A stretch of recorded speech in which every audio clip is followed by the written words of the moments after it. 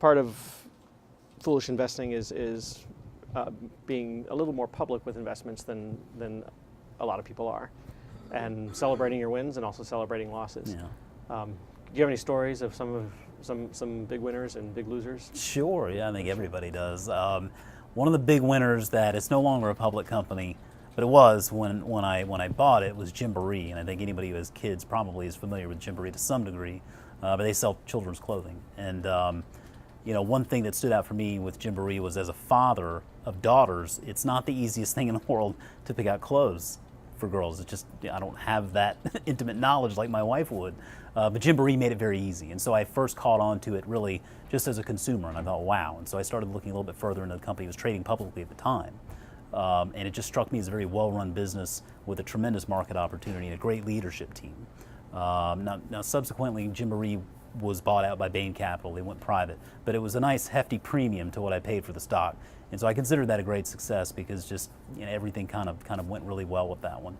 Chipotle is another one that I think so far has been so good.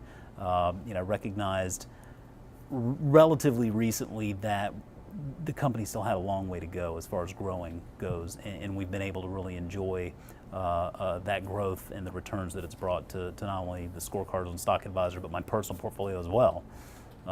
One of the big losers that just stands out in my mind, and I'll never forget it really, and it's really, I had taken the advice of an investment representative. I'm not going to name the firm, but it was before I had an online brokerage, so I was kind of having to do my trading through this investment brokerage, and they were recommending Cisco. And this was back at the .com boom, and everything was just, everything was going up. And they recommended Cisco because of whatever reason, and I just said, hey, yeah, that sounds like a great idea. Invested in Cisco, and subsequently watched my investment get cut in half.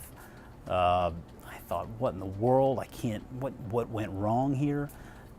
I sort of did a little bit of an inventory after I had sold that position off and looked back at that. I just realized that I bought into that company and I didn't know anything about it. I didn't know what they did. I didn't understand what the market opportunity was. I didn't understand what their competitive advantage was. I didn't know anything about their leadership. I realized I knew nothing about that company. I bought what I didn't know, and I think that's probably one of the bigger mistakes that people will do, is they buy based on headlines, based on what they maybe read in the press, but they don't understand actually what the business does and what its competitive advantage is.